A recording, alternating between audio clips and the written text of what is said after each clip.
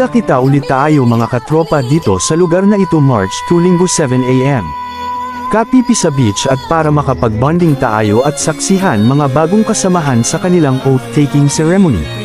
Sa mga walang masaktan pwedeng pumunta sa headquarters ng maaga para sabay-sabay na tayong pumunta sa venue.